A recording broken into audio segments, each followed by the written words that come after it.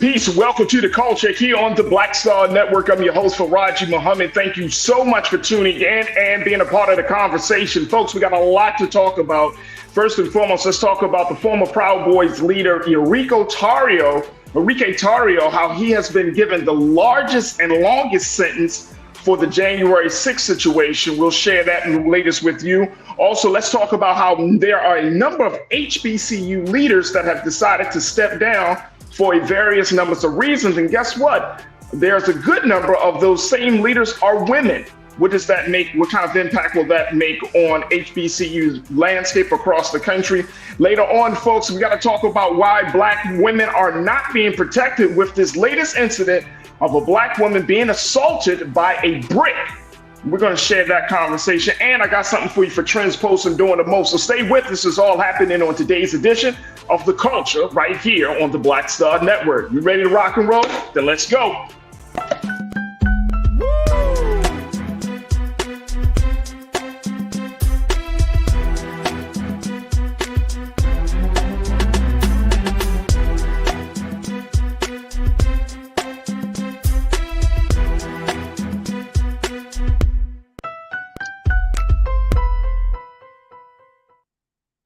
Folks, welcome back to the culture. Welcome to the culture here on the Black Star Network. I'm your host, Farajii Muhammad. Thank you so much for tuning in and being a part of the conversation. Folks, we got a lot to talk about.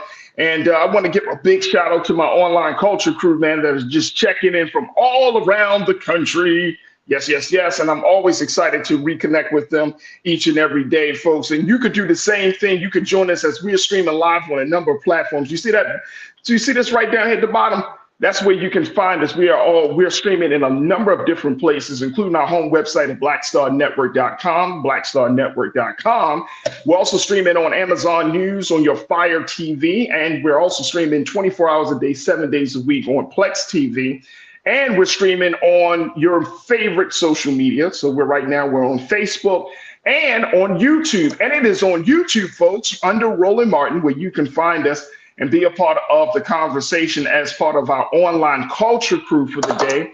Big shout out to my legacy culture crew members, man, that are already checked in. Pastor Damon Bassett, good to see you. Hey, kings and queens. A man of God, my brother, thank you so much for checking in. It's always a pleasure to reconnect with you, bro. Cindy Dean, thank you so much. Deidre, I see you. And so many others are going to be checking in as well. So you can join us in the conversation right there on Roland Martin, on YouTube under Roland Martin. All right, folks, it is Wednesday.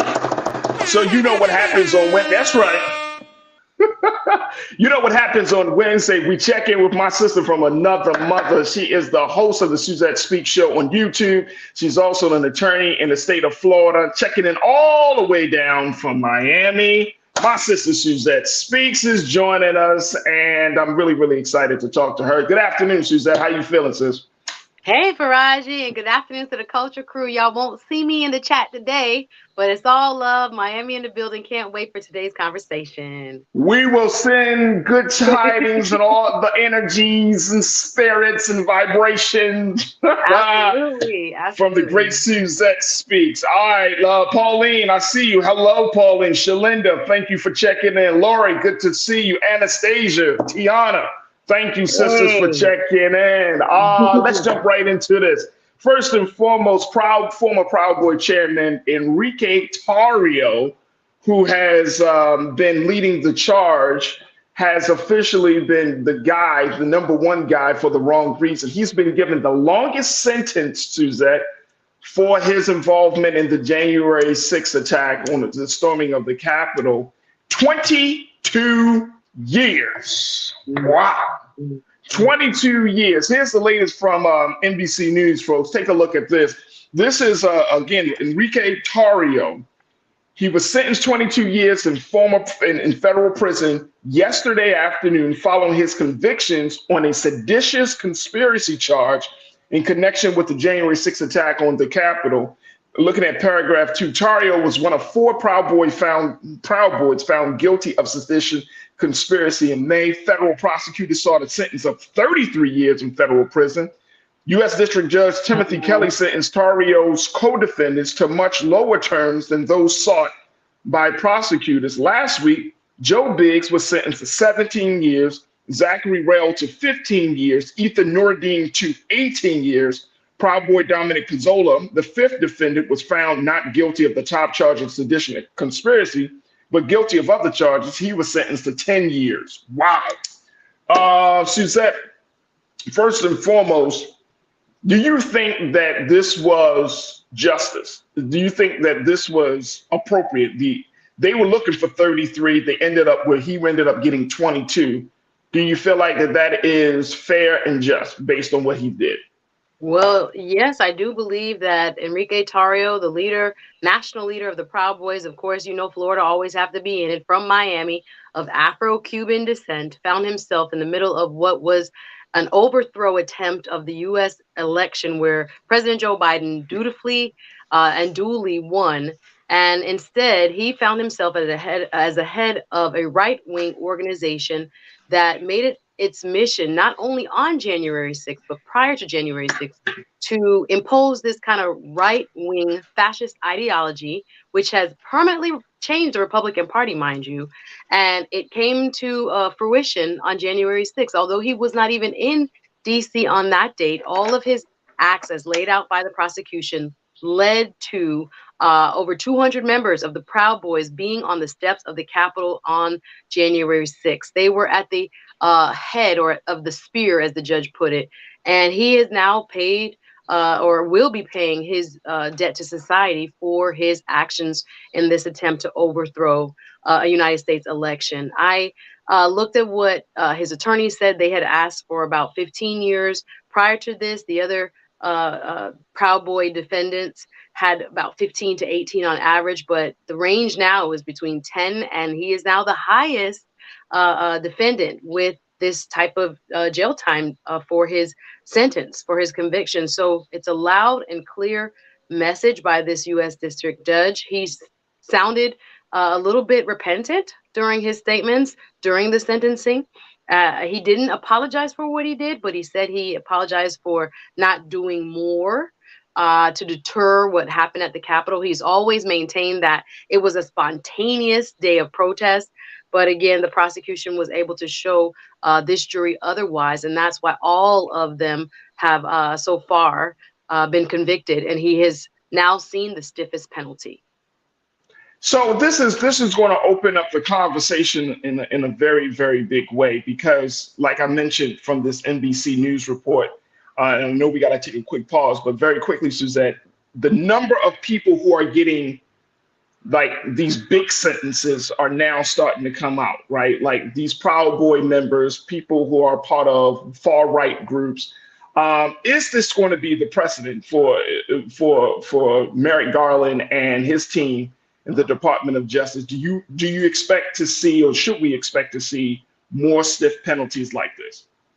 Well, it's up to the judge's discretion, right? They have like a table, a guideline that they can use based on the acts and how heinous they were and what they see fit. But yes, it is within the guidelines. He could have received over 3 decades. That's what the prosecution wanted. So I think for someone who is at the head of organizing this type of attack on our Capitol, it was justifiable. So I do think if there are others who remain out at large, they may, in fact, if brought to court, see similar sentences. But for him and the others that got 15 years, 18 years last week, it's because of the vital role they played in breaching the Capitol. Most of what you saw on your television during that fateful day that shocked the world was that the Proud Boys were at the front of breaking the glass, getting into the Capitol windows, pushing people and egging people on to go inside and disrupt the counting of our electoral college votes. So yes, for that type of behavior, I think it is quite justifiable. Again, these seditious acts, laws came about right after the Civil War. They haven't been used since, but this was a major breach of our United States government and our election system. So yes, I do think if others are tied to Proud Boys behavior on that day, they'll see these similar type of sentences. All right, we got to take a quick pause. When we come forward, Suzette, I want to share with you what some of our culture crew members are saying, because they're already seeing some major disparities even in the sentencing process of this. I'm going to share what I think Cindy, you brought it up. Shalinda, you brought it up. Folks, we're going to continue the conversation on the other side with my sister Suzette Speaks, host and TV host and attorney. And of course, with you. So join us in the chat right now. We're streaming live on YouTube under Roland Martin, and you could be a part of the culture crew for the day. Folks, stay with us. We still got a lot to talk about in this first hour of the culture here on the Black Star Network.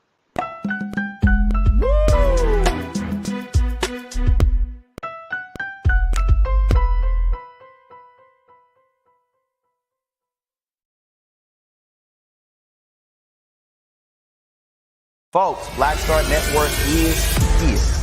Hold no punches. I'm real revolutionary right now. Support this man, Black Media. He makes sure that our stories are told. Thank you for being the voice of Black America, Roland. Stay black. I love y'all. All momentum we have now, we have to keep this going. The video looks phenomenal. See, there's a difference between Black Star Network and Black-owned media and something like CNN. You can't be Black-owned media and be scared. It's time to be smart. Bring your eyeballs home. You dig?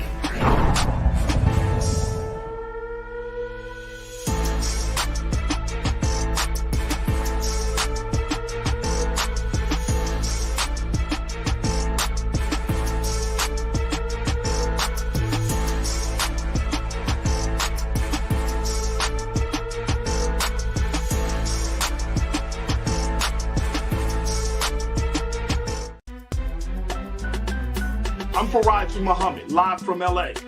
And this is The Culture. The Culture is a two-way conversation. You and me. We talk about the stories, politics, the good, the bad, and the downright ugly. So join our community every day at 3 p.m. Eastern and let your voice be heard. Hey, we're all in this together. So let's talk about it and see what kind of trouble we can get into. It's The Culture, weekdays at 3, only on the Black Star Network. When you talk about blackness and what happens in Black culture, we're about covering these things that matter to us, speaking to our issues and concerns. This is a genuine people-powered movement. There's a lot of stuff that we're not getting. You get it, and you spread the word. We wish to plead our own cause. Too long have others spoken for us. We cannot tell our own story if we can't pay for it. This is about covering us. Invest in Black-owned media. Your dollars matter. We don't have to keep asking them to cover our stuff. So please support us in what we do, folks. We want to hit 2,000 people, $50 this month, raise $100,000. We're behind $100,000, so we want to hit that. Y'all money makes this possible. Checks and money orders go to P.O. Box 57196, Washington, D.C. 20037-0196. The Cash App is $RM Unfiltered. PayPal is R Martin Unfiltered. Venmo is RM Unfiltered. Zelle is Roland at RolandSMartin.com.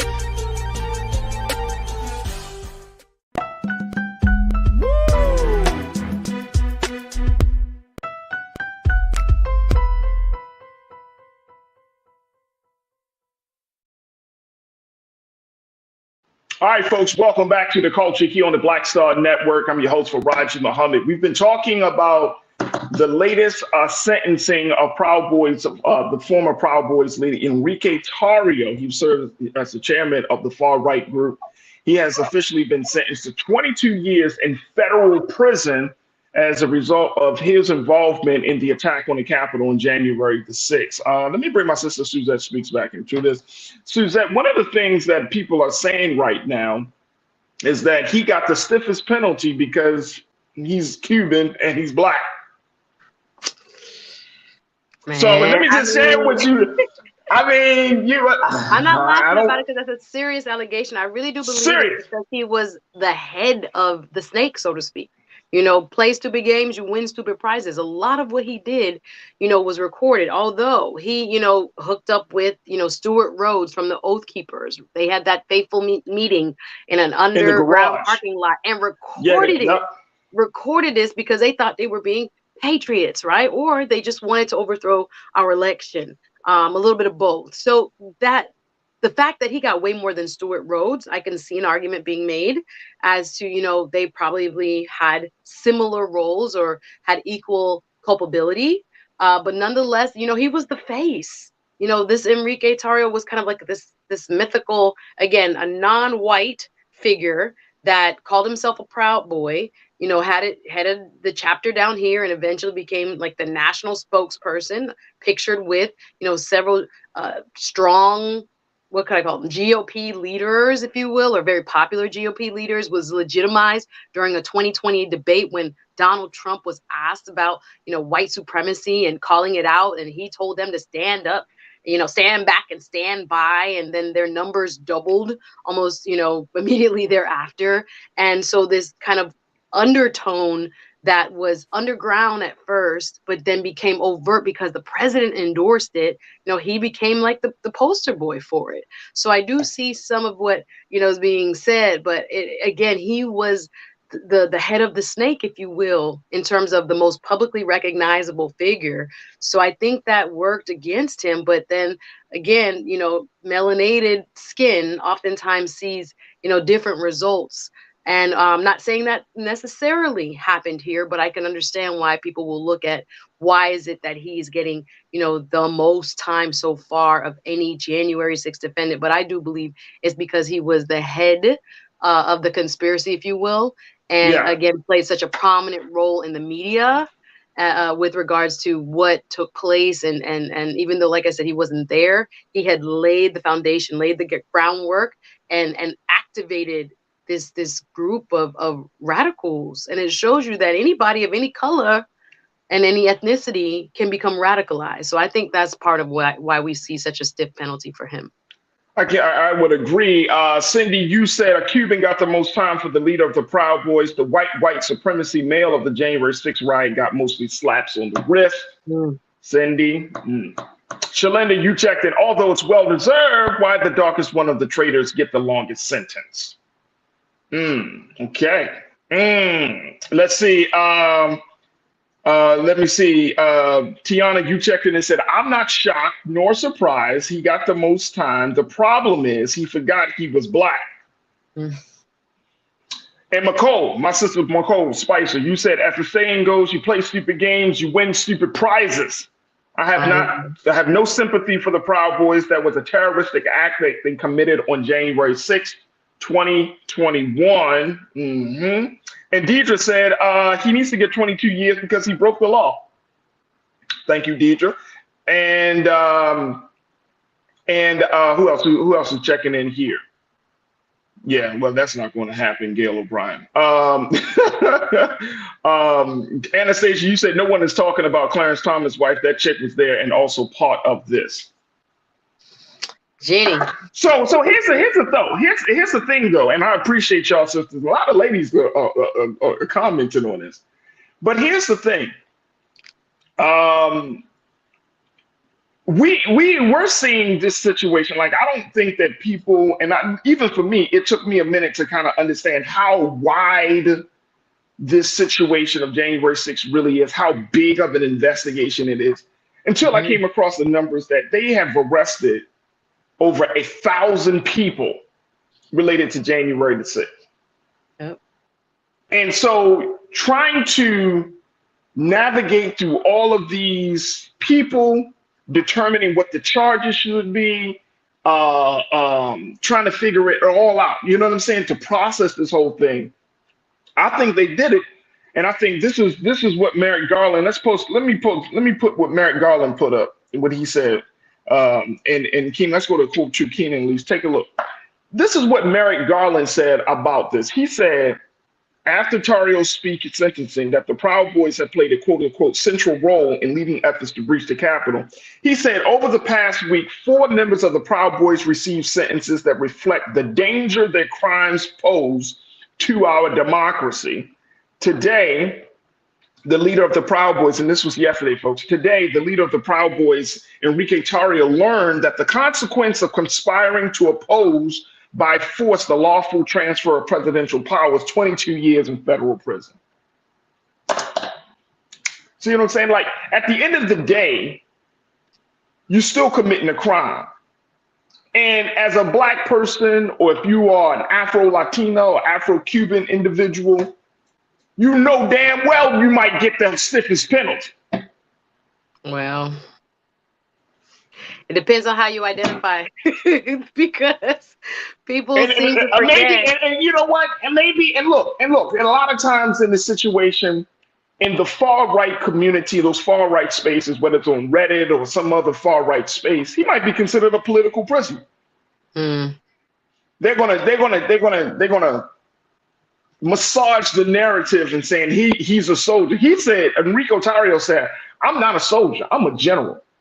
Okay, so if you are a general, you're gonna get general consequences.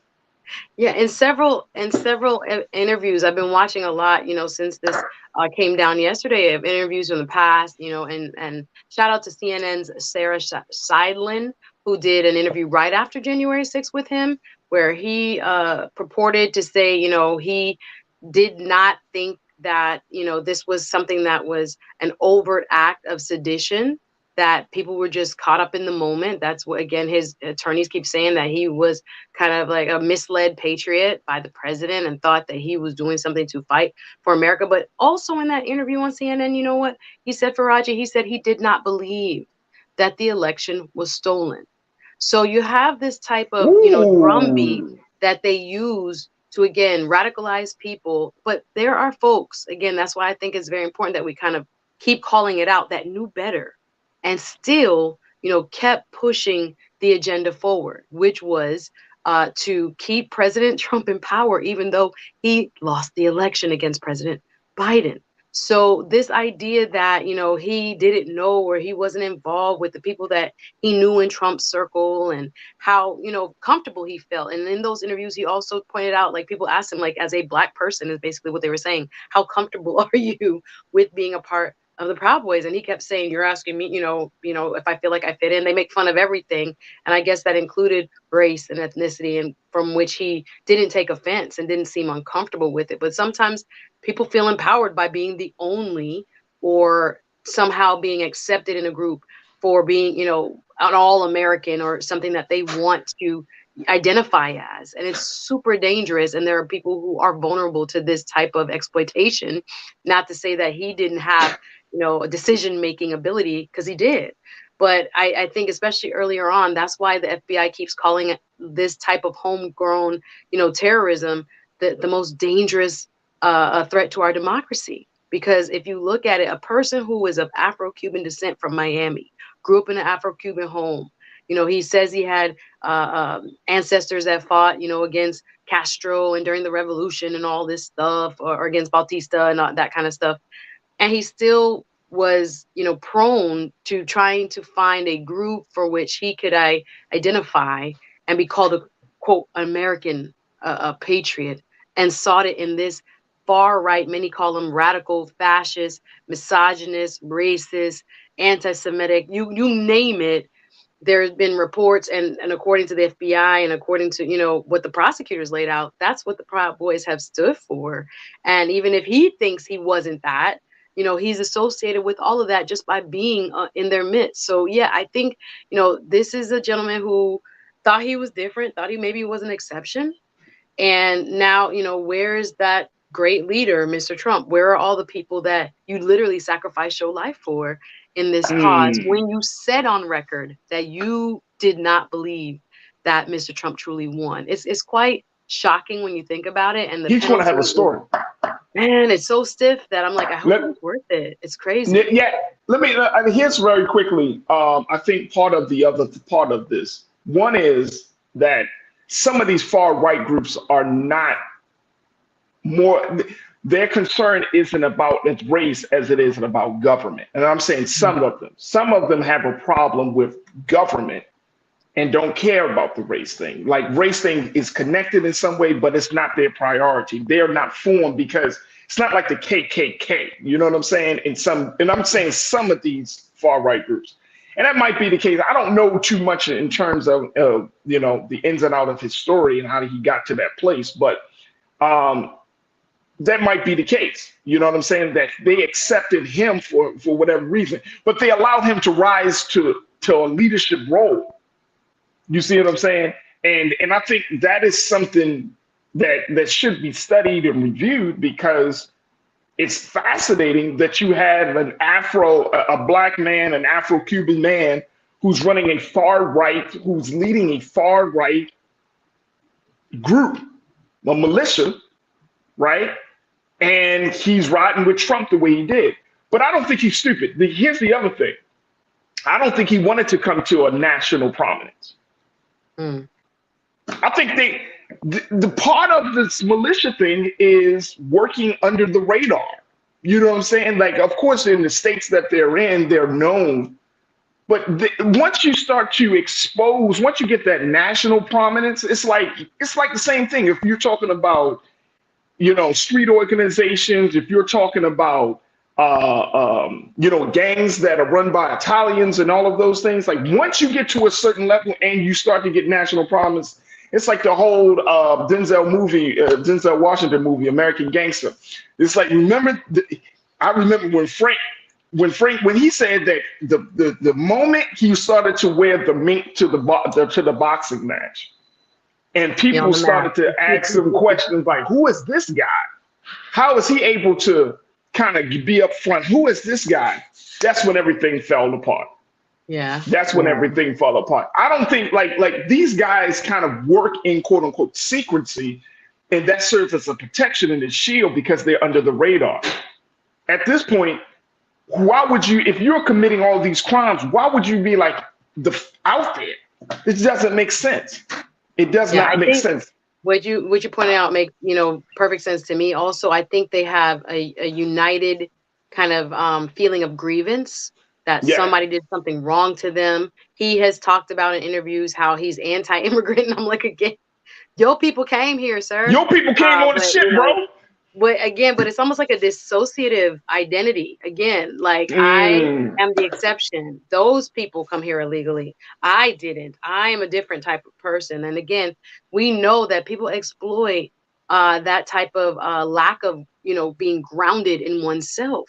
So it makes perfect sense that they would utilize them in the way they did to say, you be the spokesperson. You're great at this. We're not racist. But again, these groups are kind of a mixture of all those factions, Farajii. There are some that are there that are so-called anti-government, small government, but then there are also those who mix in these anti-Semitic and racist tropes and misogynistic tropes all in. Like, you don't know who you identifying with, because he said, you know, he's not claiming certain people even now. Were they a member of the Proud Boys? But it's like a confluence of people who have shared grievance with this American, you know, society and this government. So here they are presenting themselves. Let's take up arms against the government. It's very dangerous, and a lot of people are vulnerable to this type of ideology and wanting to feel as if, again, I think about that day, how shocking it was looking at the film, and we're storming the Capitol, and like, you know, women out there, you know, they're saving democracy. They really thought in their mind that they had been wronged and that something illegal had taken place because Trump kept telling them he really won. And so, you know, part of it, you know, some of them have been using the defense that they were just going along with the direction of the president or the instruction of the president. But again, none of that mattered now. You're the only one up there now facing the music. So it's a powerful lesson. And I think it will be somewhat of a deterrent. We'll see for others in the future. Absolutely. Folks, we got to take a quick pause. When we come forward, let's have a little conversation about what's happening with HBCUs across the country as some of the major leaders of HBCUs are stepping down. And we'll talk a little bit about why they are stepping down. Most importantly, the impact of their resignations, determinations will have on the HBCU community. So stay with us. That conversation is up next here on The Culture, right here on the Black Star Network.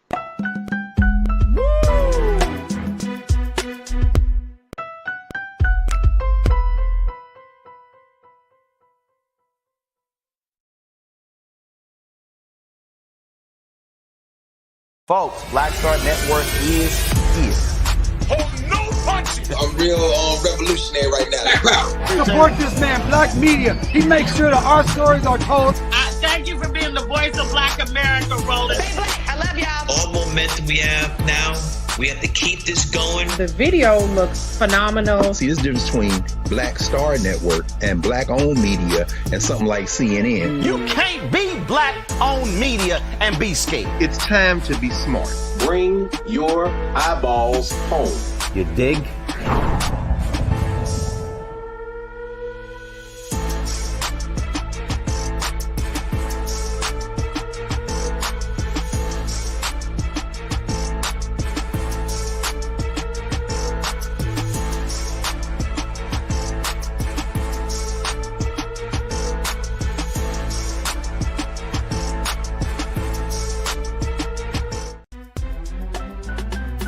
I'm Farajii Muhammad, live from LA. And this is The Culture. The Culture is a two-way conversation. You and me. We talk about the stories, politics, the good, the bad, and the downright ugly. So join our community every day at 3 p.m. Eastern and let your voice be heard. Hey, we're all in this together. So let's talk about it and see what kind of trouble we can get into. It's The Culture, weekdays at 3, only on the Black Star Network. When you talk about blackness and what happens in black culture, we're about covering these things that matter to us, speaking to our issues and concerns. This is a genuine people-powered movement. There's a lot of stuff that we're not getting. You get it, and you spread the word. We wish to plead our own cause. Too long have others spoken for us. We cannot tell our own story if we can't pay for it. This is about covering us. Invest in Black-owned media. Your dollars matter. We don't have to keep asking them to cover our stuff. So please support us in what we do, folks. We want to hit 2,000 people, $50 this month, raise $100,000. We're behind 100,000, so we want to hit that. Y'all money makes this possible. Checks and money orders go to P.O. Box 57196, Washington, D.C. 20037-0196. The Cash App is $RM Unfiltered. PayPal is R Martin Unfiltered. Venmo is RM Unfiltered. Zelle is Roland at RolandSMartin.com.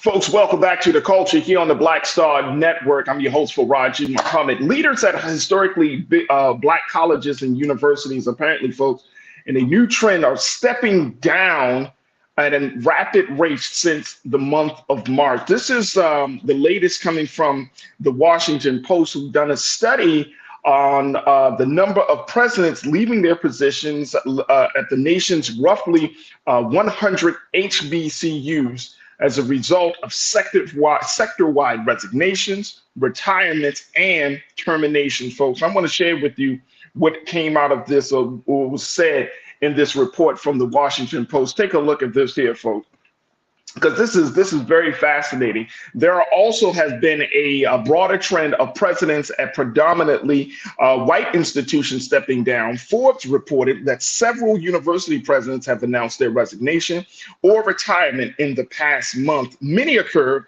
in small, private, religiously associated universities like Lamont Owen College in Memphis and Philander Smith College in Little Rock.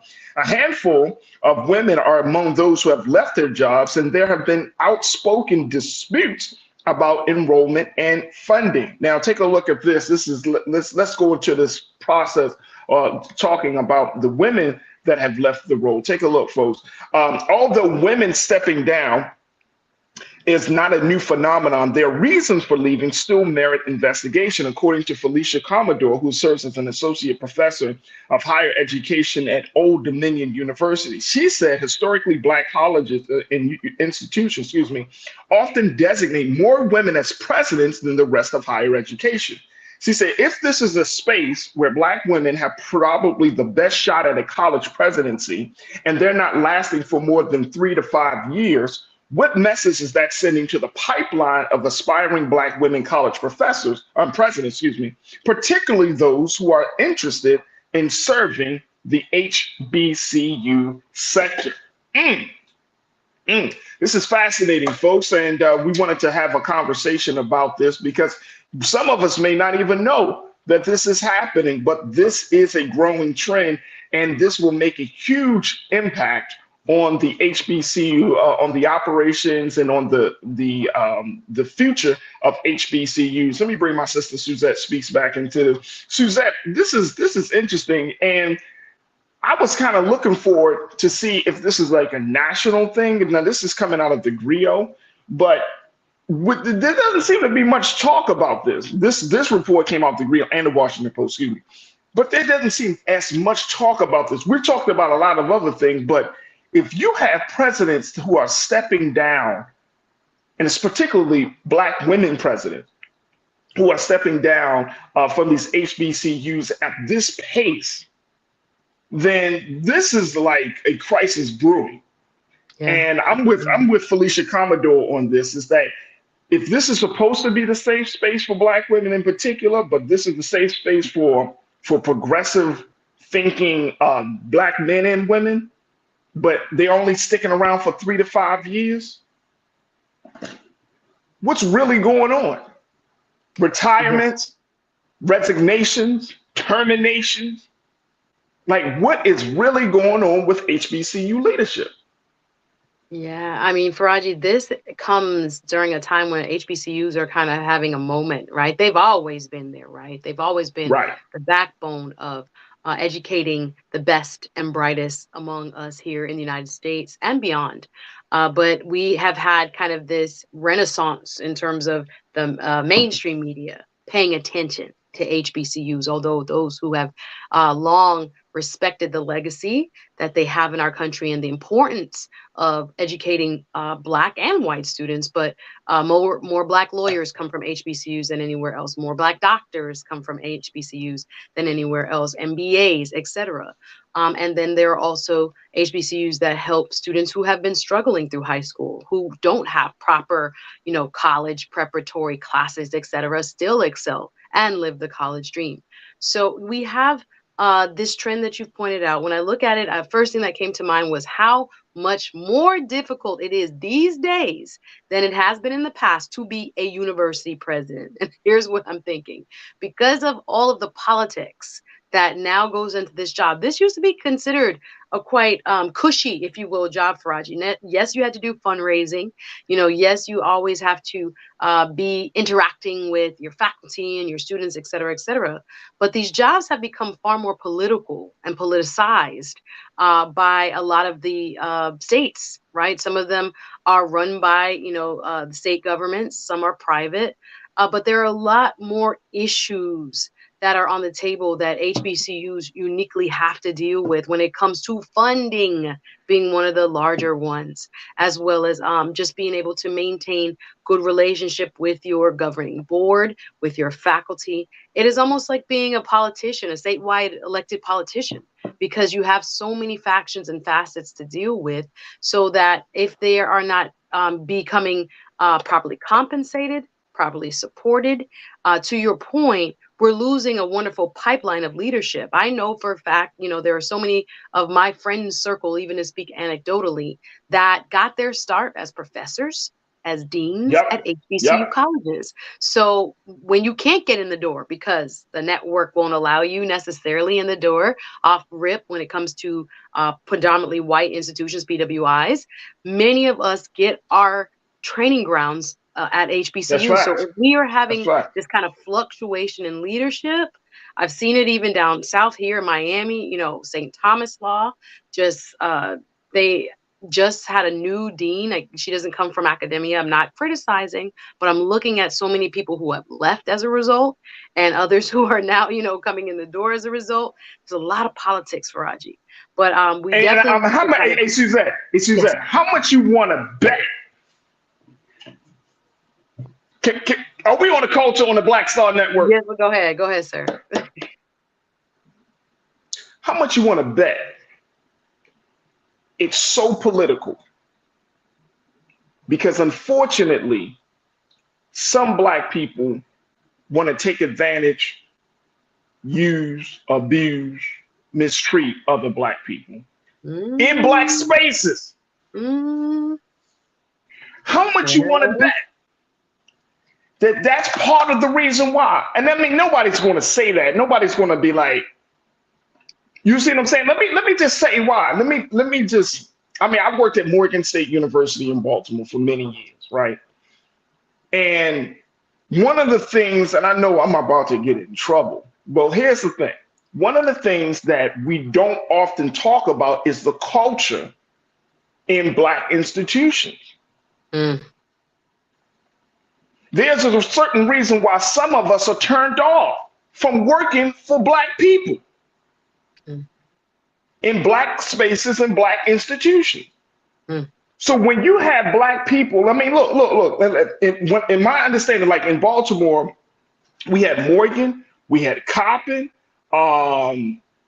there's Bowie. When you got Black people, these aren't stupid Black people. These are highly educated, critical thinkers who bring a lot of ideas. And sometimes in Black spaces, you got the old against the young. Sometimes in Black spaces, you got progressive ideas and progressive thinking versus this is how we used to do it. You see what I'm saying?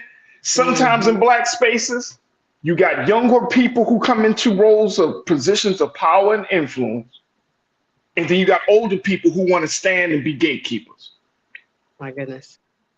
You see what I'm saying? So when you got all these dynamics at play, if you have a Black woman, and you got to remember, like some of these sisters who are coming to these HBCUs, even the brothers, right? This might be a second or third career. They might have worked in a lot of other spaces, but then they said, you know what? In my final years, I think I'm gonna just, I'm gonna do something to give back to make sure that I give back to the people and to my community.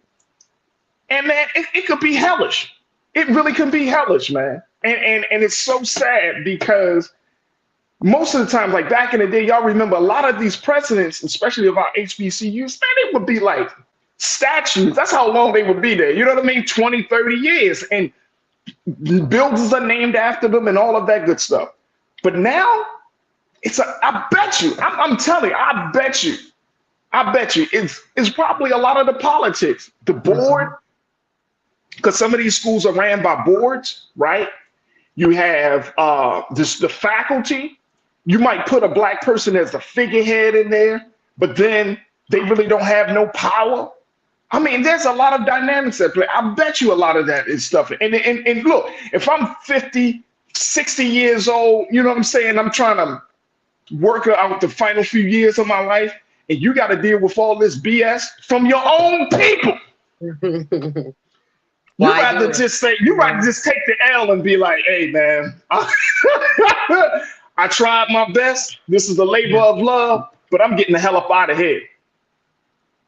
Yeah, I mean, there's a lot that we know goes right, let's put it out there, when it comes to HBCUs. But we know there's also, and I'm thinking even in the last couple of years when it has come to athletics and, what we saw as national headlines with, Ed Reed, let's go Miami, with Deion Sanders and what he talked about when it came to his pay and distribution of assets and things like this, and things that were benefiting the students off of his name, but the schools, not implicating anybody. This is, again, going off of what has been alleged. None of this we are going to say for a fact, but it's been alleged by one side that, you trying to benefit off of what I bring to the school and then not necessarily, kind of reciprocate back to me some of what we need in terms of facilities, what we need in terms of, student support and things of this nature. So there are some, I think, cultural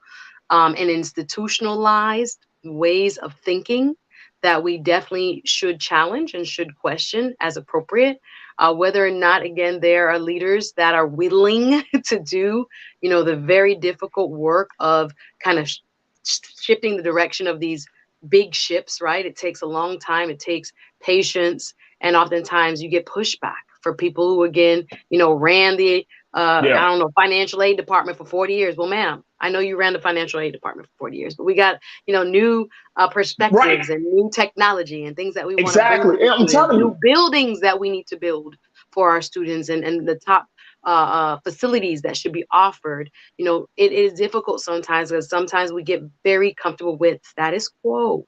And I agree with you, if there are people that are coming out of the private sector people who have had their established careers, got their money, so to speak, Come on. are looking to come back and say, God, I want to pour into this next generation. I'm going to show, what I've learned and share what I've learned. Oftentimes there are not environments that are welcoming or conducive to this type of, innovative leadership. So we have to question ourselves lovingly, supportive of, the mission, right? And instead of being siloed, the board versus the president, and I got to be fighting you for, certain decision making, et cetera. I mean, there should be, of course, this check and balance, but I think there's a lot more that probably has contributed to this kind of turnover that we really need to pay attention to, so we can start to be critical of what's going on and address it, and make sure we're keeping good leadership there at our HBCUs. And that's what it is. That's what it is. We got to take a quick pause. When we come forward, we're going to continue the conversation. But I'm telling you, Suzette, there's something underneath all of this. Resignation, retirement. People say they're going into retirement, but you work 3 years and you say, all right, I'm going to retire. Get tired. You get tired. What are you tired from? You're tired from the bullshit. You're tired from the BS. You feel it. Exactly. Like seriously, you're tired from the old ways. I bet you, if we had a candid conversation with some of these presidents, especially the sisters, they probably give us some stories to tell.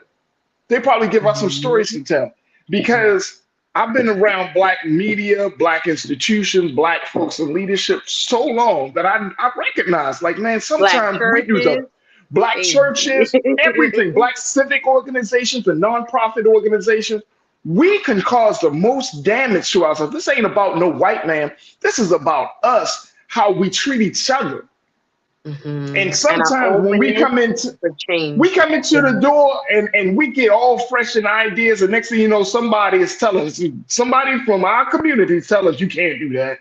You can't do that. Ain't nobody want that. You can't do this. And you're like, well, I'm trying to. I've been on boards where they telling me, you're the neophyte on the board. I was like, what?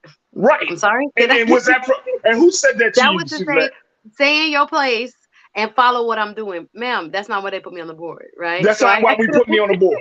That's not. Hey, look, I gotta take a quick pause. Yeah, go ahead. Break. We got a break. Look, stay with us, folks, to continue the conversation about this growing trend of HBCU leaders stepping down.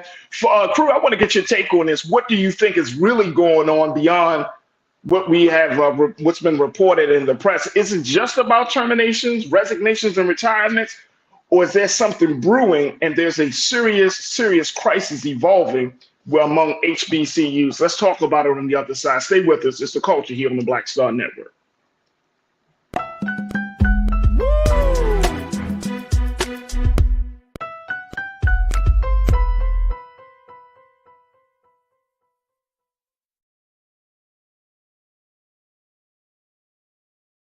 Pull up a chair, take your seat.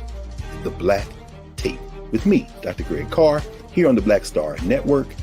Every week, we'll take a deeper dive into the world we're living in. Join the conversation only on the Black Star Network. Black Star Network is here. Oh, no punch! I'm real revolutionary right now. Thank you for being the voice of Black America. All momentum we have now, we have to keep this going. The video looks phenomenal. See, there's a difference between Black Star Network and Black-owned media and something like CNN. You can't be Black-owned media and be scared. It's time to be smart. Bring your eyeballs home. You dig?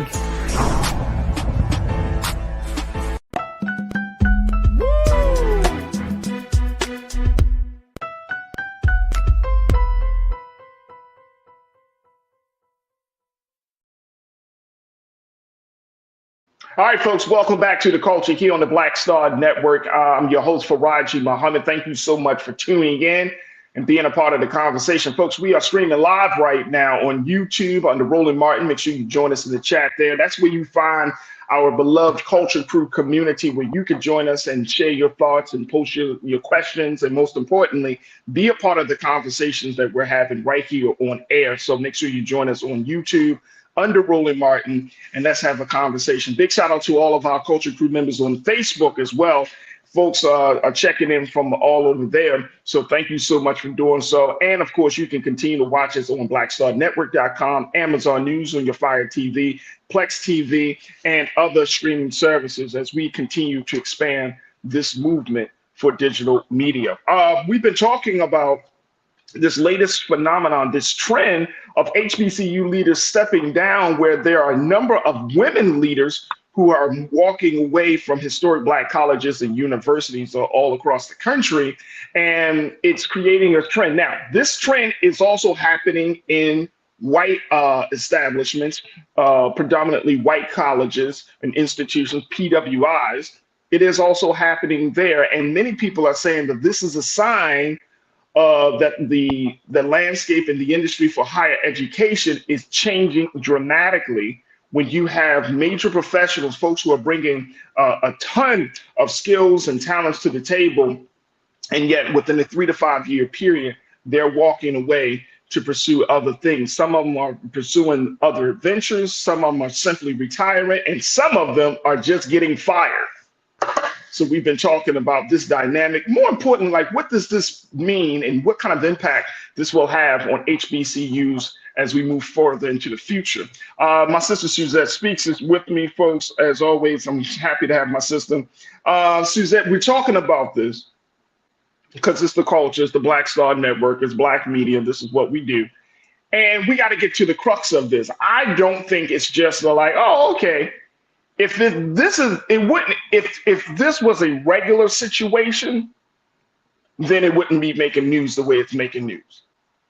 But because we're seeing that they're saying this is a trend in, like I said, among PWIs, but now also among HBCUs. See, HBCUs is different because unlike PWIs, they're a little bit further along in terms of alumni support, getting the endowments and investments that they need. Some of these PWIs are supported by the state in a much, much bigger capacity. We can't afford to lose talent on the HBCU side. So if I don't care if 2 presidents step down since the month of March, if you are only talking about 100 schools and 2 or 3 presidents are stepping down and people are getting fired and people, that's a crisis. That's a situation where you got to say, wait, what's going on? That's a situation where Black America, as much as we love to talk about the importance of HBCUs, that's a situation where Black America has to say, whoa. What's going on? Because we're the stakeholders. And how are we the stakeholders? Your children. Absolutely. Our future. Absolutely. So anytime we can, and I hope people understand that you don't have to, quote unquote, be on the board to say what you need to say. If you come to your HBCU president, whether you are a graduate of an HBCU or your family member or your child goes to an HBCU, you have every right to voice your concern and say and ask questions and be involved in making sure that HBCU wins. You have every single right. You don't have to. Now you might be like, well, I didn't pay no money. Doesn't matter. You gave up the most precious thing you can give. If your child is there, then that's your child. If you have dedicated your time, volunteered, then that's your time. Nah, something is happening. Yeah. Something is really happening. The unfortunate part about it, very quickly, Suzette, is that because it's HBCUs, it has this kind of quote unquote sacred culture. So when we talk about HBCUs, some of us get a little nervous because we don't want to let the skeletons out the closet. But it's very difficult because I think as a culture, we are very, protective of our own, as we should be. So again, with even in this context and this conversation, our intent is to build up, right? Our intent is to improve and to make sure we have the longevity we need from leaders in order to make sure our training grounds, right? The preeminent training grounds of our next generation around our country are, adequately receiving, the funding and the support that they need. For any company, a CEO that only lasts 1, 2, 3, 4, 5 years, leaves a large hole. It's very difficult to hire somebody. And, while they're not there, the interim has all these issues and things that they kind of can do and kind of can't do at the same time. And really what happens is the students suffer. And that's the sad part. So we do have to raise up as well as admonish in love, right? We do have to protect as well as to kind of on a case by case basis, look at what happened at each of these institutions. What did all the different parties have to say, right? What did the board say? What did that individual say, the former president? What did the students say? Whose needs were or were not met, so that we can hopefully, in the selection process, see various approaches that can improve the likelihood that we will have longevity in the leadership. There's a reason why in PWIs, and I went to PWI for undergrad as well as law school, they have presidents for 10, 12, 15, 20 years, as you stated, because there's something about that longevity that allows for someone to kind of see out the vision, right? And to have the historical context and the respect of their faculty, of their, board, to say, I know what I'm doing. Follow me. Here's the vision that you can buy into and that you can believe in. But when you have this quick turnover, it makes it so much harder for the next person, because it's almost like you're doing cleanup for the last person, trying to prove that you're not them. Come on, Suzette. And at the same time, you got to be making long-term decisions on facilities, on investments, and all kinds of things, on how you're going to fundraise and how you're going to build new buildings, right? And things that have, we've seen some schools, they look the same for the last 50 years. That ain't right. Right. So yes, there's underfunding. Yes, there's other challenges. But I think when it comes to leadership, we need to do kind of like a case by case analysis and look at what's happening and why, and see if we can address it in love, but with the students in mind, and with the building of like a brighter, more innovative campus in mind. Hey, you know what? That's the exact word that came to my mind as I'm listening to you, Suzette. Innovation. There's a difference between being a manager and an innovator. There's a difference, right?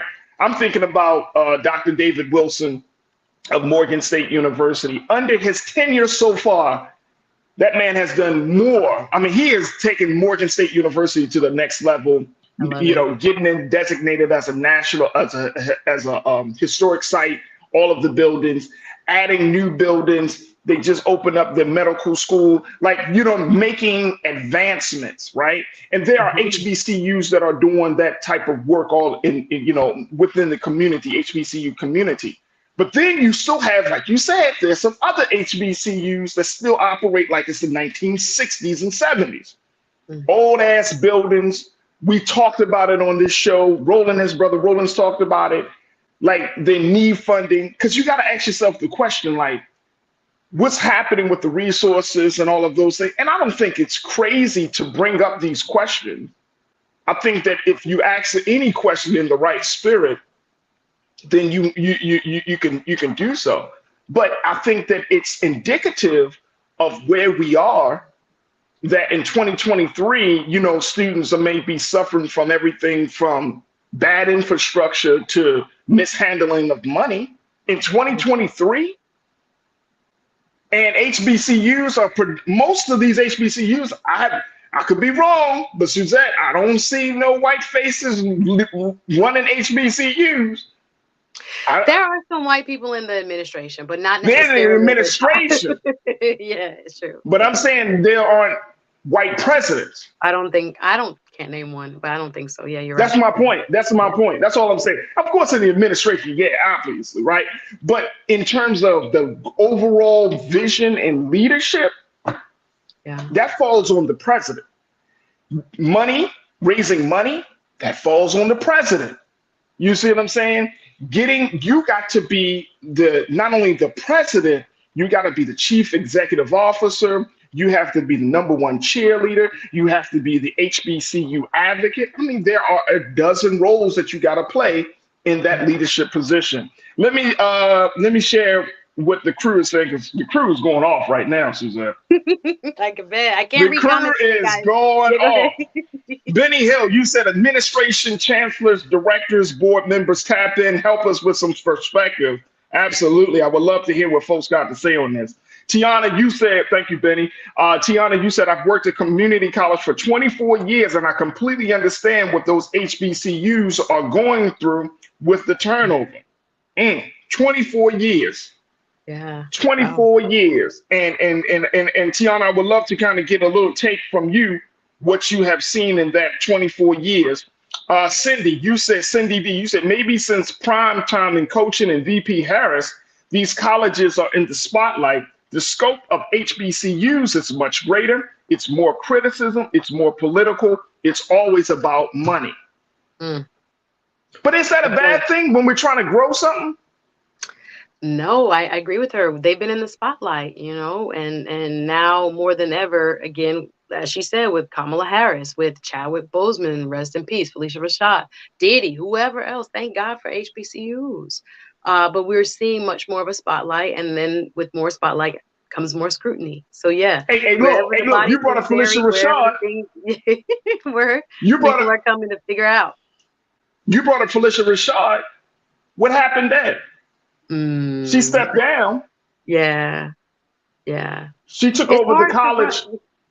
Because the rules that are given to you, what you think you're able to do and what the confines of academia sometimes places on you, it's like two different things. So you think, okay, I can be the dean of the School of Arts at Howard and do certain things.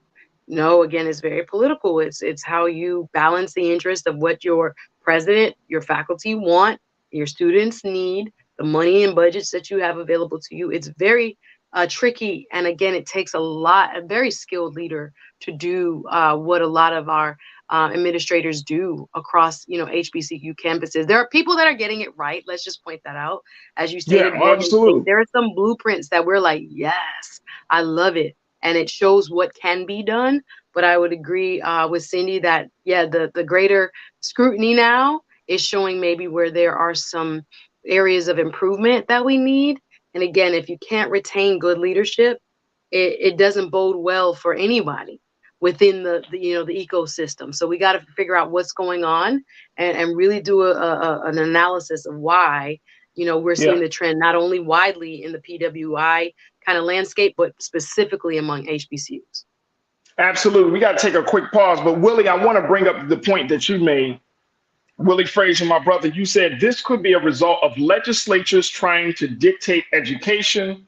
If you're being pressured to teach lies and discriminate against diverse people who enter college, it will probably make you quit. The outside influence. Yeah. Good observation as well. That's an excellent assessment but see, here's the thing. Here's the buffer for this very, very quickly to what Brother Willie is saying. And I think he's spot on with this. The buffer is if you're getting that type of pressure from the state for curriculum or funding or anything, what is your board supposed to do? If you got the president that's on the ground, right, in the trenches, connecting with the students, building relationships, then what the hell is the board supposed to be doing? Or the governing body of folks who help to hire the president in some cases, and what are they supposed to do? The board is supposed to stave off that type of statewide pressure. But if the board is bought and paid for by the state, and then you got black, y'all, come on, man. If the board is weak, and then all the pressure comes down on the president ain't gonna feel like they're being supported. Or if the president is going to the say it again, Suzette. I said if the board is inexperienced as well. If the board is inexperienced, if the board is weak, if that governing body of people capitulate under the pressure of the state, like, we should be doing this and we should, and then you have a strong black woman, a strong brother who comes in and is like, no, man, in spite of all of these culture wars, we got to do it this way. And the board like, no, we should try to do it like this because this is how the board can do, because this is the way we gonna get money. So now you compromise the mission for a few dollars. Mm-hmm. Look, we got to take another quick pause, y'all. When we come back, let's continue the conversation, get some final remarks. And we got to talk about that situation with the black woman being assaulted by a brick. Man, oh man, more hot conversation on the way. Stay with us. It's The Culture here on the Black Star Network.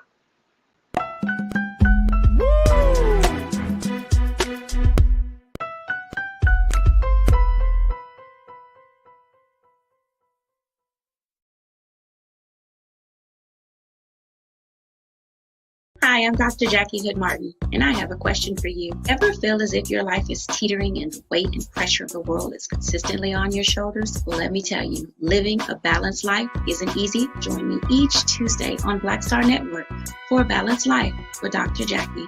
We'll laugh together, cry together, pull ourselves together, and cheer each other on. So join me for new shows each Tuesday on Black Star Network, A Balanced Life with Dr. Jackie.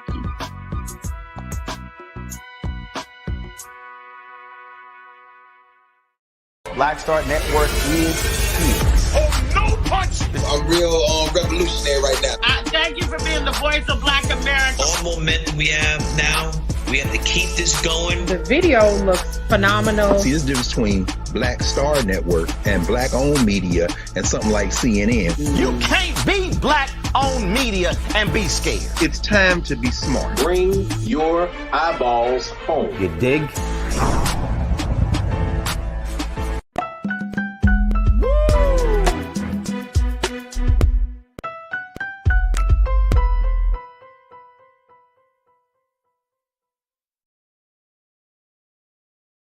All right, folks, welcome back to the show. We're continuing the conversation about the growing trend of HBCU leaders stepping down after a very short period of time of being in the role and in the helm of leadership for historically Black colleges and universities. And it's creating a national concern about what's going on with HBCUs. Now, again, this is happening in predominantly white institutions as well. But they may have a system in place to figure out how they can stop the hemorrhaging of talent. And we got to ask and we got to know, and I'm going to bring my sister Suzette back into this, to the frame for this. Suzette, that's, I think this is going to be the big question. Like, how do you stop the hemorrhaging of talent from leaving HBCUs, right? How do you make it appealing in this moment? Cultural moment, political moment, financial moment. How do you bring people on that's going to stick around for the long haul, at least for the next 5 years? You cannot make you really can't make a legacy, create a legacy or make any real dent in 3 to 5 years as an HBCU. Absolutely. You got to stick around for 10 years. I'm sorry. Yeah, no, that's why you typically have seen in the past that type of tenure where people, stay for a good decade or more so that their vision can come to fruition. I would say, to answer your question, I think we have to have both allies from without and within involved in presidential searches. I know, there has been some controversy with some schools between the alumni associations and the board and the current board, et cetera, but I think input from all stakeholders, not just stakeholders within the university, but also outsiders, can bring new, fresh perspective on how to find and to also increase the pool of potential candidates for schools. I think there are people, if they, knew how supportive those who are inside the institutions are, would consider, stepping into these roles and utilizing some of their leadership from corporate America and other places in kind of this academic setting. But I do think it has to be kind of everyone who's impacted and also sees the need for this type of innovative leadership. I think sometimes within institutions, we can become, a little bit entrenched.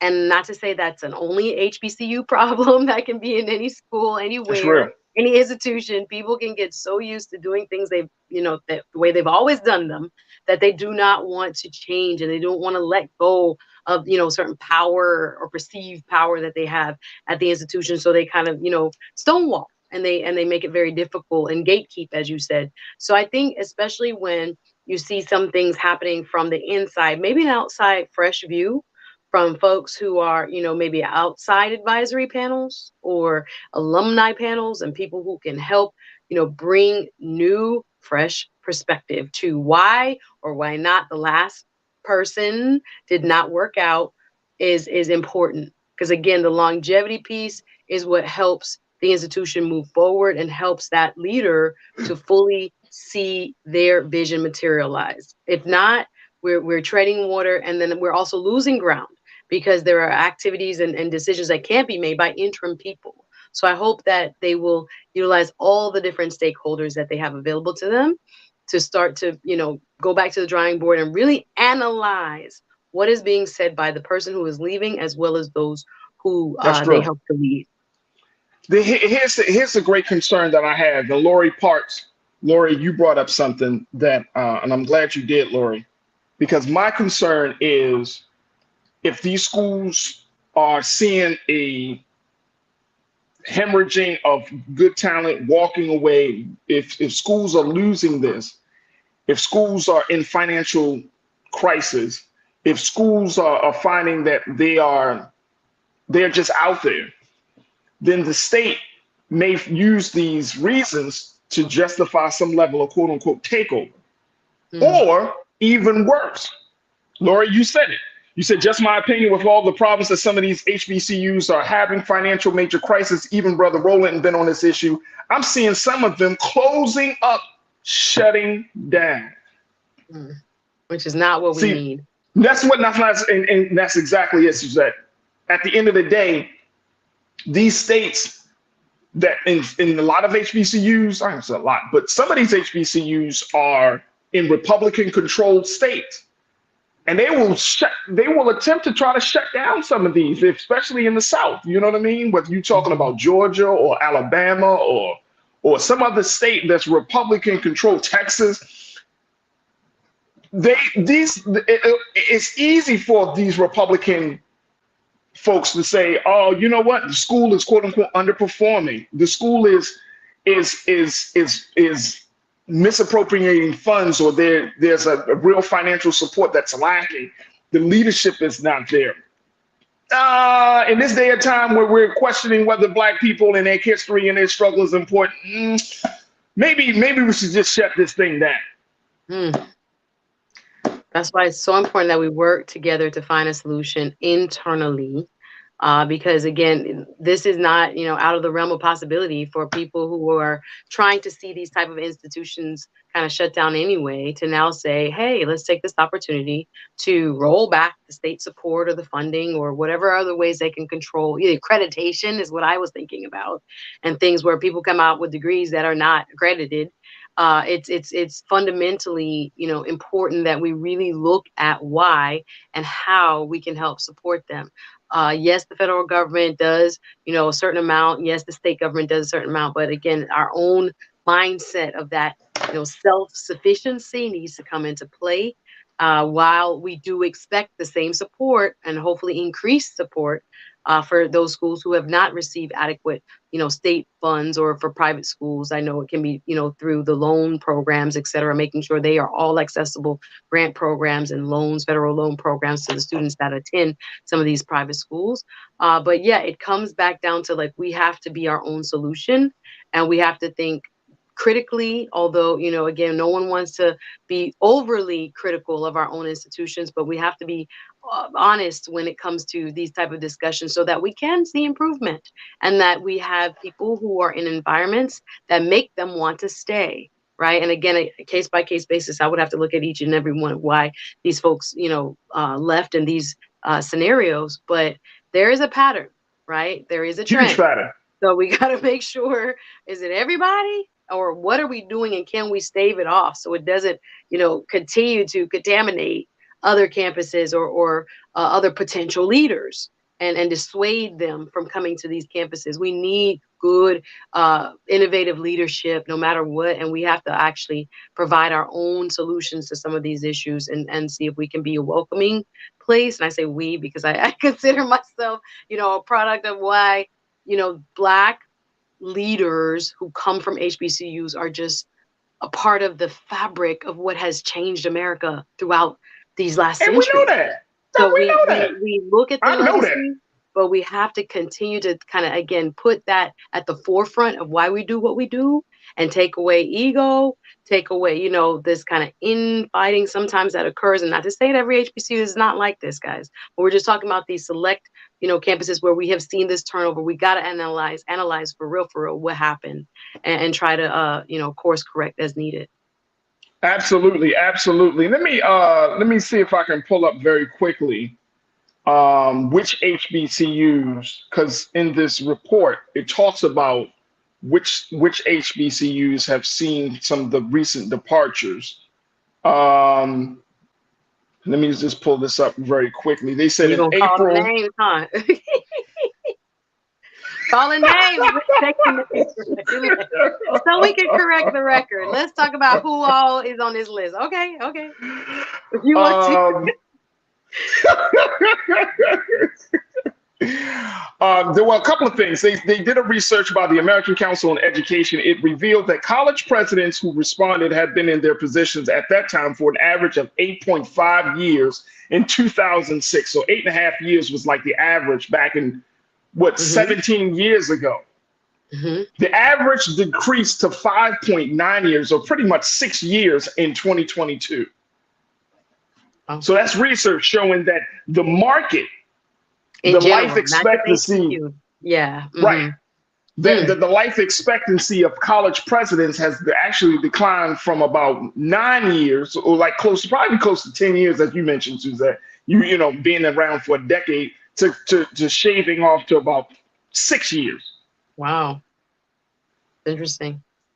According to research by the Center for the Study of HBCUs, the average tenure of recently departed presidents of HBCUs is 2.1 years, less than half of the typical 4.5-year contract offered to presidents in the industry.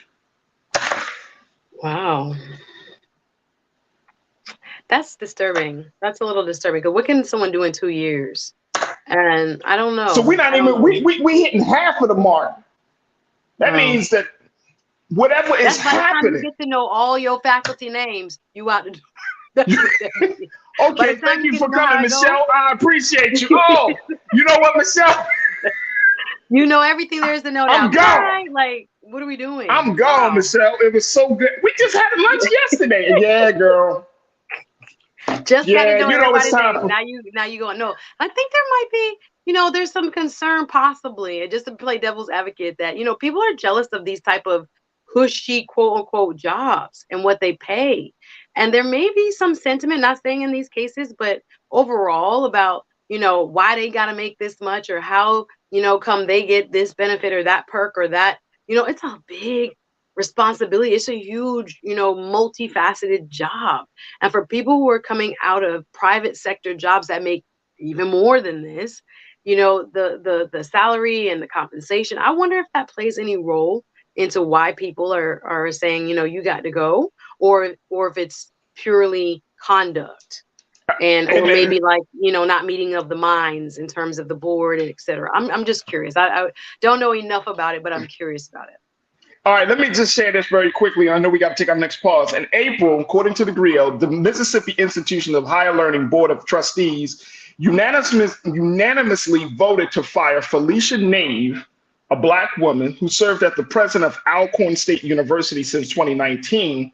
The board has yet to speak about the reasons for firing Nave, but she had received requests for resignation from students and alumni due to complaints about enrollment numbers and poor communication. The former president is one of many female HBCU presidents to leave their positions in the past year.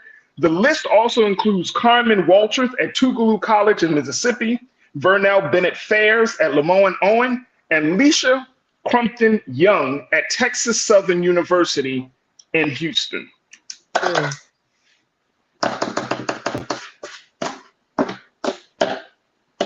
Enrollment. You see enrollment numbers and poor communication. Let me just we of course we don't know all the ins and outs for Miss Felicia Nave. Enrollment numbers and poor communication. It takes a minute to turn that ship around. She was there from 2019. This is 2023, so she was there for 4 years. I don't know what could have happened. I hope it's not a situation where she got into the position and then she had to do all of this house cleaning, right, from the previous administration. And then 2 years in, she finally got her footing.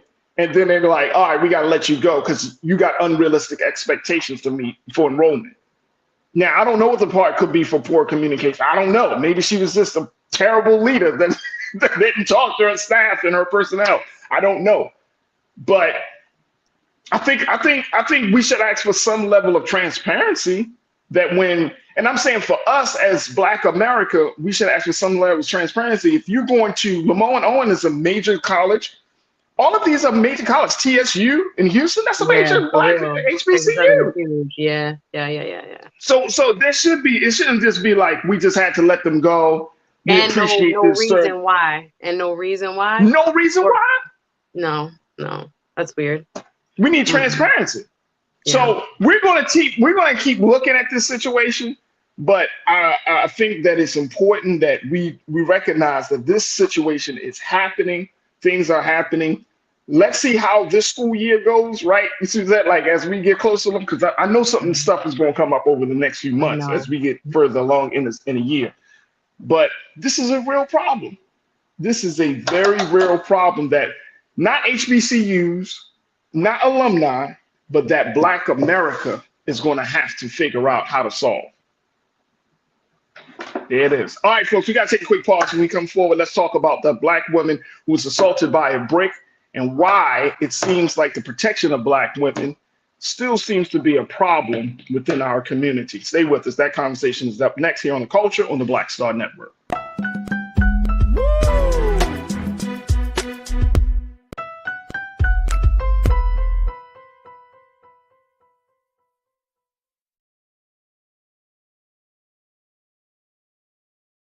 When you talk about Blackness and what happens in Black culture, we're about covering these things that matter to us, speaking to our issues and concerns. This is a genuine people-powered movement. There's a lot of stuff that we're not getting. You get it, and you spread the word. We wish to plead our own cause. Too long have others spoken for us. We cannot tell our own story if we can't pay for it. This is about covering us. Invest in Black-owned media. Your dollars matter. We don't have to keep asking them to cover our stuff. So please support us in what we do, folks. We want to hit 2,000 people, $50 this month, raise $100,000. We're behind 100,000, so we want to hit that. Y'all money makes this possible. Checks and money orders go to P.O. Box 57196, Washington, D.C. 20037-0196. The Cash App is $RM Unfiltered. PayPal is R Martin Unfiltered. Venmo is RM Unfiltered.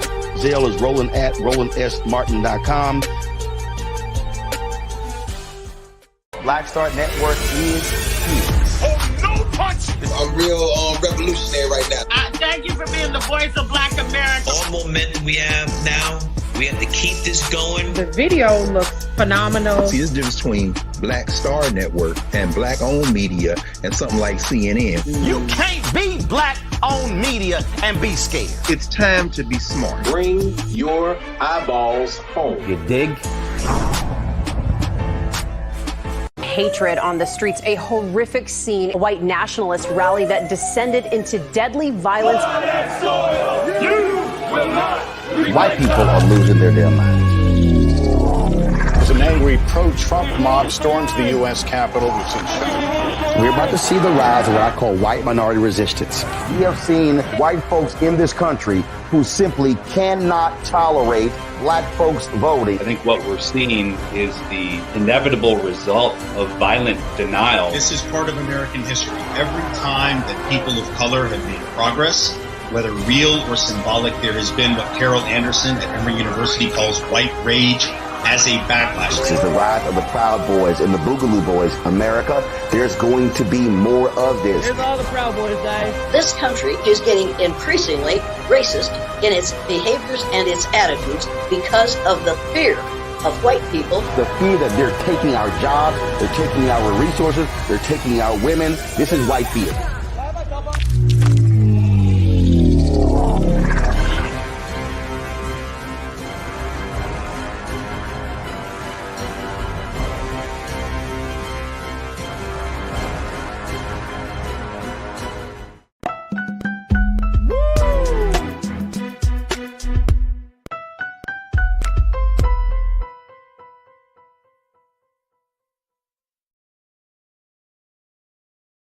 All right, folks, welcome back to the culture here on the Black Star Network. Wanted to spend some time talking about this this online case where a black woman was assaulted by a brick by another black man. And as this sister said, no one came to her rescue.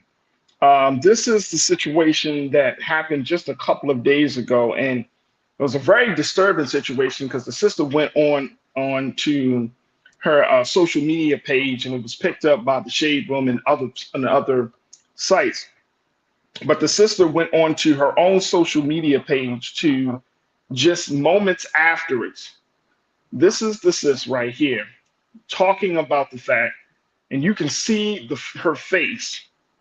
Man, oh man. I don't know, King Keenan, can we, I don't know if we have any sound that we can put up on here, but this sister was assaulted by a black man. And it has made national news. The crazy part about this whole story is not just the fact that she was assaulted by a black man with a brick, but that other black men were standing around and no one intervened. I want to bring my sister Suzette Speaks back into here, back into the frame here. This I heard this about the story, maybe like, just over the weekend, over Memorial Day, over the Labor Day weekend. And it pissed me off.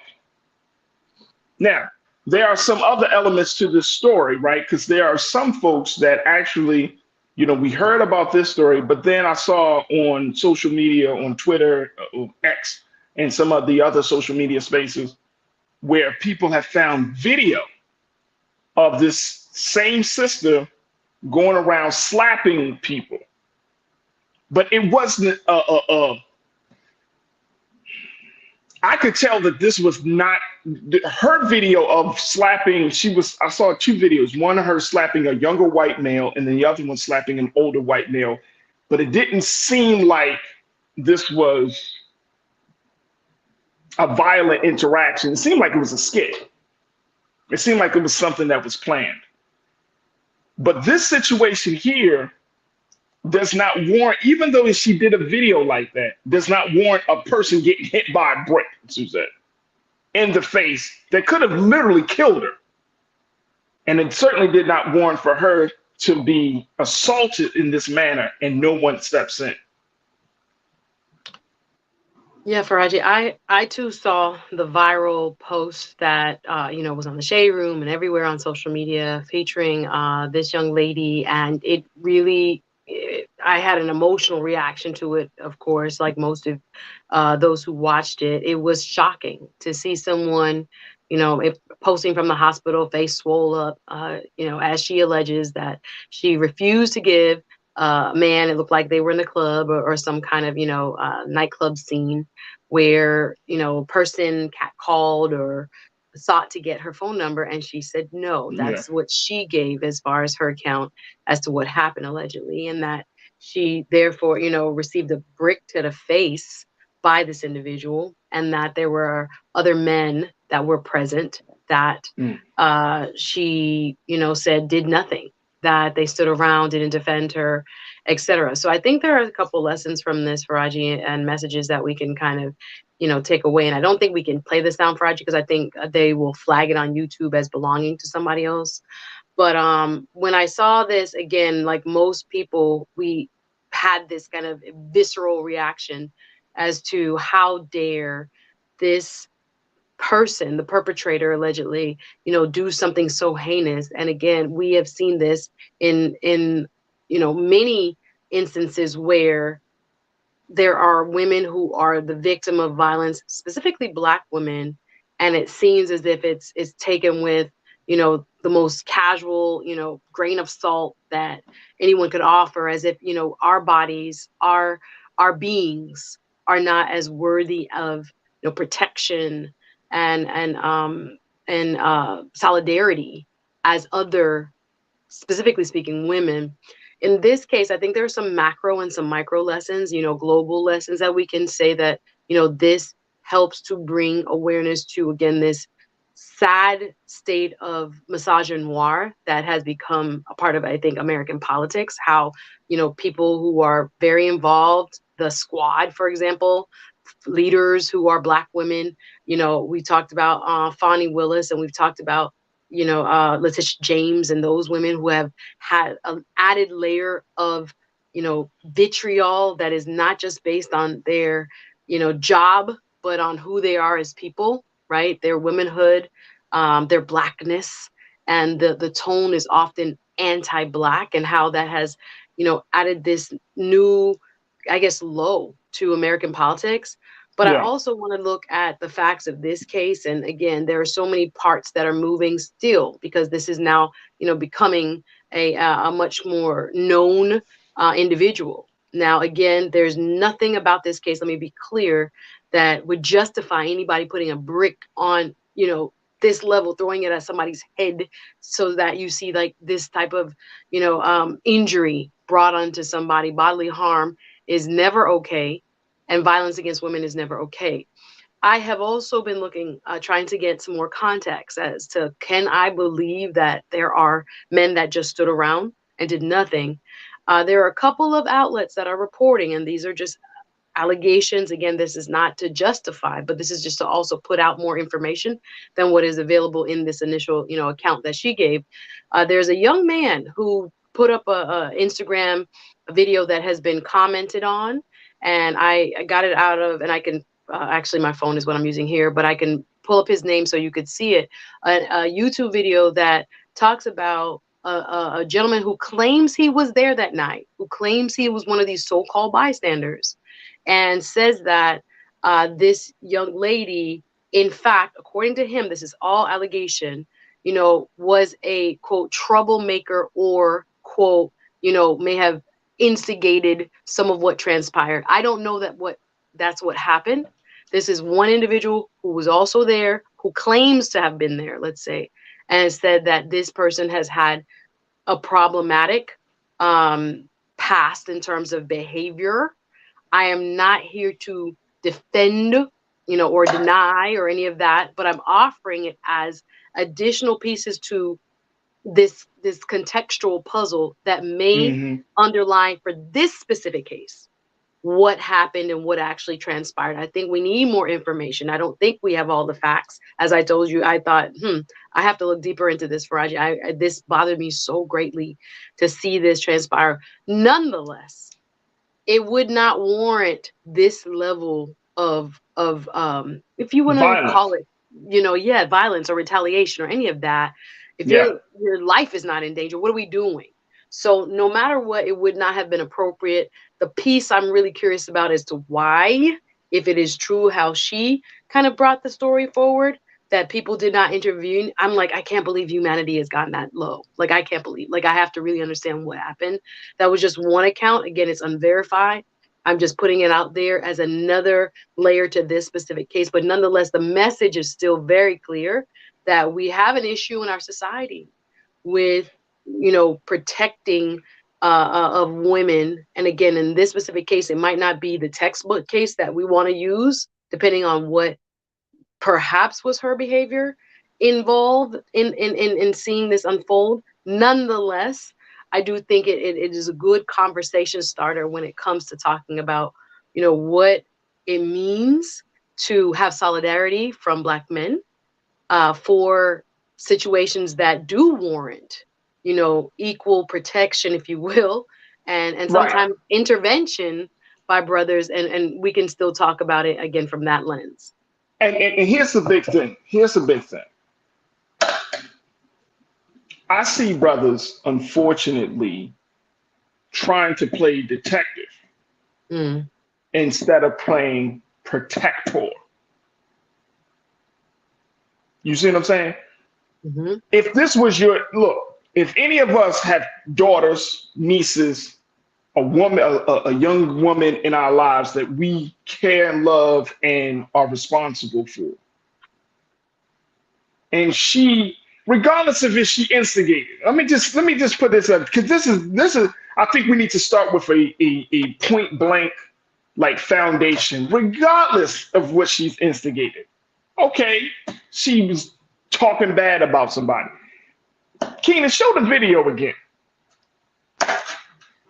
Y'all, I want y'all to see this. This isn't not just a he say, she say. She didn't get this bump on her face from hitting herself. What are we talking about here? And I'm talking to the men. What are we talking about? Like, what did she do? And what really happened? Look at her face. It's real simple. You deal with all of that other stuff after the fact. You don't let me play detective, because if that was your daughter, I'm not asking questions first and then going into action. Come on, man. Like this is exactly why black women, and look, the sad part is I was reading the comments on this situation. This sister's really in pain. I was reading the comments on the situation, and I saw one sister, she posted this on Instagram, she said, black women, just know that we are on our own. Black men don't care about us anymore. Man, that hurt me. That hurt me as a man, as a black man, as a father of a daughter. That hurt. That we get to this point and sisters are saying we on our own. I don't care about the details. I'm serious. I really don't care. I don't care if she did this as a skit. She was going around. This sister got hit in the face by a brick, y'all. If that was your daughter, say if your daughter, your niece, your granddaughter started something and a dude took a brick and smacked her across the head. Maybe she said something and she come home looking like that. What you gonna say? Well, you shouldn't have said that. You shouldn't have done what you did. You would be the worst father, uncle, grandfather in the world. No. Yeah, and I want to be clear. I don't think it excuses any of. No, I know you're not saying that, Suzanne. But I'm putting out there what the internet is saying, because I think there is always more to the story when we see it, and I don't think it's fair to put all black men in one box. Oh wait, let me just. And I know that you weren't, Farajii. No, I know that's what I'm saying. But and I want us to be very careful when we see black kind of viral behavior. We say black people A or black people B. Right. It's not all black people. It's not all black people. And you don't like my music. You say, I do care about the details. What if she physically assaulted someone first? Did she assault them with a brick? So you get slapped. Somebody slaps you, and then you pick up a brick, and you could damn near kill a person. So that makes sense to you. You don't like my music. Come on, man. Come on. Man, come on. Think about that. I don't care if she assaulted you first. Her hand and a brick are two different weapons. Somebody slaps you in the face, you can walk away. Somebody put a brick to your face, you may not walk away at all. So this is the type of stuff. You see what I'm saying? Like now we get into this micro, like, but what happened first? Who would she say? What she do? And who said this? I think one of our another crew members said this. Oh man, I know we pressed for time. But someone else said, making a point that the way we are approaching this, trying to see what her past action, what she could have done to instigate the situation, is like a woman wearing a certain type of dress and she gets raped. Understood. Do we say that that's her fault that she got raped? That's a slippery slope, man. That's I'm gonna tell you that's a very slippery slope. I don't care about the internet chat. I really don't care. I don't care about, because I know for me, again, this strikes home just like it struck home for you too, Suzette. If something happened to Suzette, and God forbid it's something that does happen to her, I don't care which Suzette is. I don't care if she's drunk. I don't care if you partying, you real. I don't care. Something happened to my sister. No, bro. No. We whipping ass. You gotta address that. You gotta address that. See, if we get into that space, then you just already showing your weakness as a man, as a protector, as you weak. You weak, and you just say that. Just say that you weak. No matter. And I get your point as being no matter what precipitated this event, we'll call it that, there is no justification of that disproportionate reaction and use of violence. That is very clear. And I do think there are people, and again, I've been reading comments you call it both ways, with people saying, and I'm just putting this out there, I'm not saying this is my own opinion, but I've seen it proposed by men in general, talking about why or they will or will not intervene. Black men obviously have a higher burden, if you will, of them becoming therefore the victims of violence if and when they do intervene. Not saying they shouldn't. I think it does add another layer of kind of how they think about approaching a situation that is, gone awry. I'm thinking about right here in South Florida. We've had a couple of shootings lately. One was up in Fort Lauderdale where a man tried to intervene. It was in a Walmart, and a man who was a former co-worker of a lady was coming after her with a gun, and the guy did intervene, and he lost his life. I think there's a contemplation that we need to be sensitive of, not to say I am telling anyone that they should act or not act, but that we have to recognize what's going on in today's society. Men are looking at certain situations and saying, is this a possible, situation that could cost me my life? And how should I approach it if I do get involved? I think that's a real contemplation that we should at least acknowledge is happening. Not to say it's right, not to say it's wrong, not to pass judgment on that.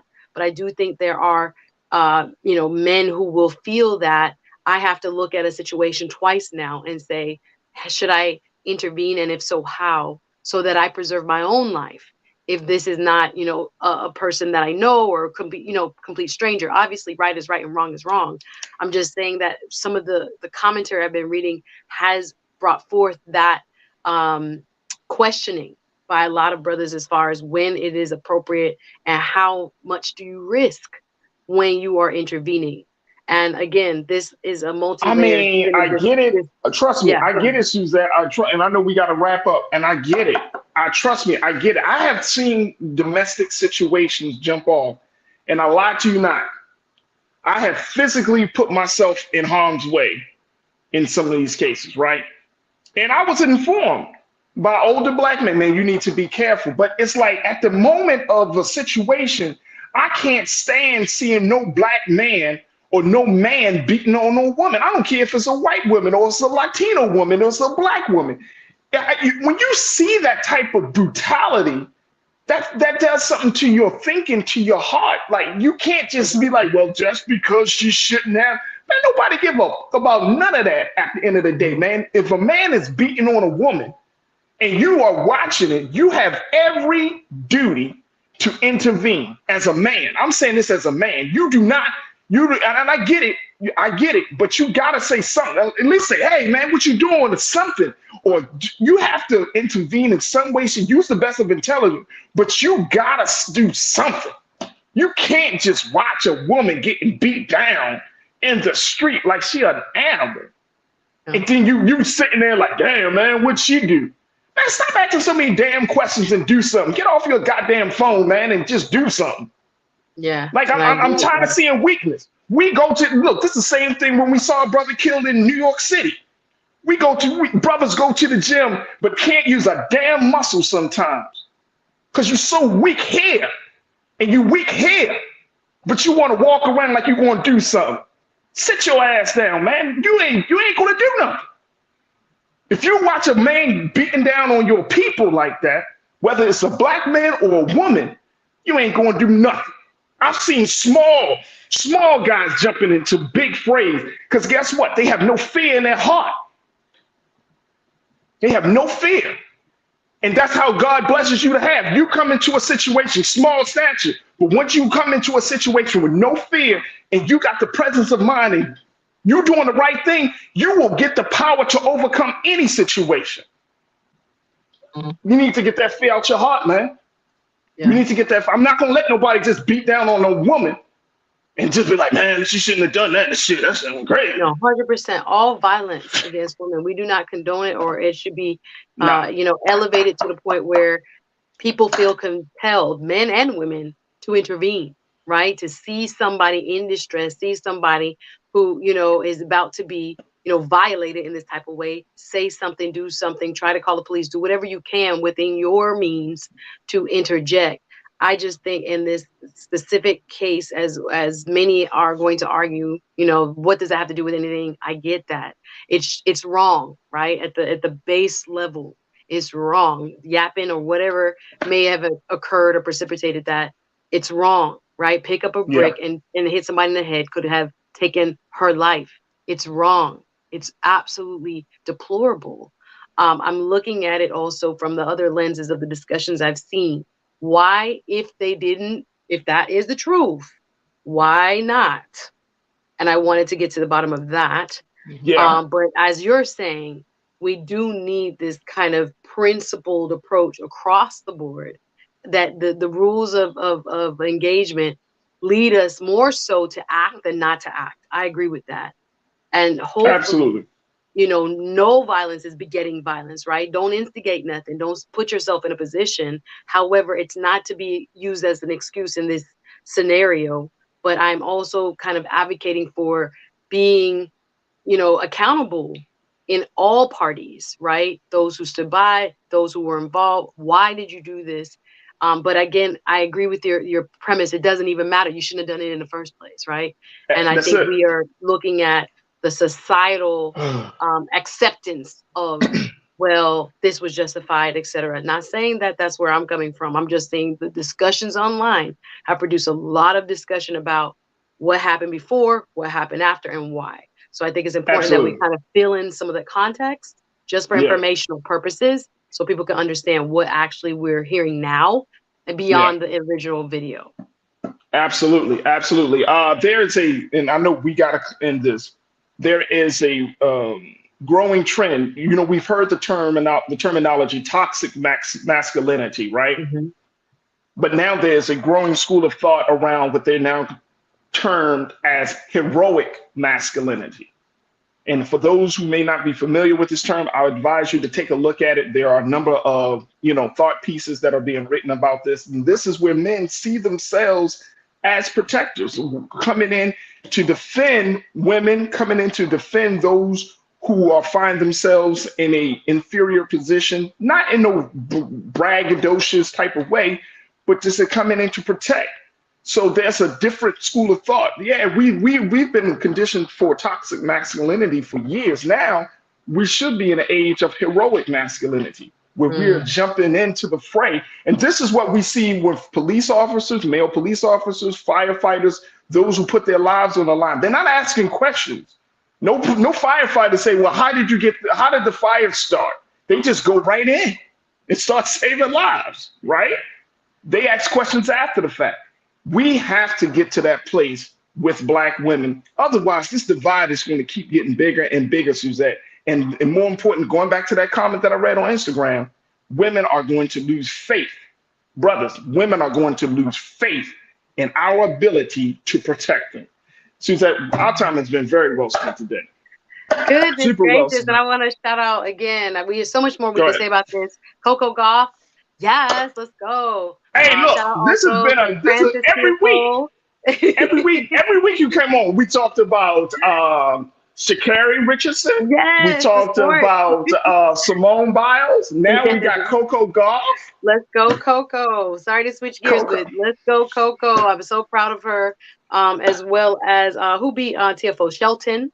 As well, two brothers came out I think they came out to I think it was a West Coast song, like again talking about the face of tennis, the face of gymnastics, and how much it has changed. Thank the GOATs. You know, we can go back to Althea Gibson, let's go, Arthur Ashe, let's go, and right through to Serena and Venus and all the younger kids that they inspired who are now playing and taking the mantle. I just can't wait. First teenager to enter the quarterfinals at the U.S. Open. I'm just thinking about how they booed Serena. You remember that year when Serena was the favorite and they were cheering for the non-U.S. person? But see how far we've come, and looking at Coco doing it again at 19, stood up for herself in one of the matches before. I just had to mention her. She's already won in my eyes. So let's continue to cheer her on as well as the other Americans. Absolutely, absolutely. My sister Suzette Speaks is always a pleasure. Always enjoy our discussions with you. Make sure y'all do y'all due diligence. Support Suzette Speaks on her platform with her show. She has already hit 5,000 subscribers. But guess what, y'all? She can use more. She can use a few more. So go to her show.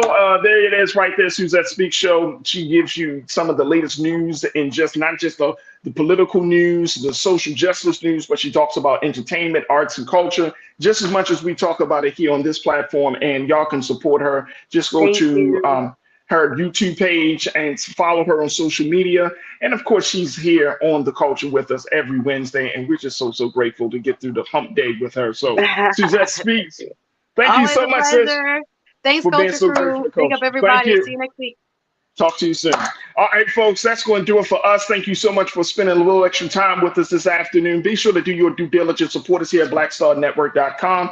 Go to our website today. Download the app for free on all of your devices. And more importantly, show your support. If you enjoy the content, you enjoy being a part of the Culture Crew and having this space to have these discussions, your support means everything to us. So just go to our website today at blackstarnetwork.com. And those are the various ways in which you can support us financially, blackstarnetwork.com. And of course, tell your friends and family about us and follow us on social media at Black Star Network. Also follow me, yours truly, at The Real Farajii on Instagram and I'm going to be found on Twitter, Facebook, on Threads at Farajii.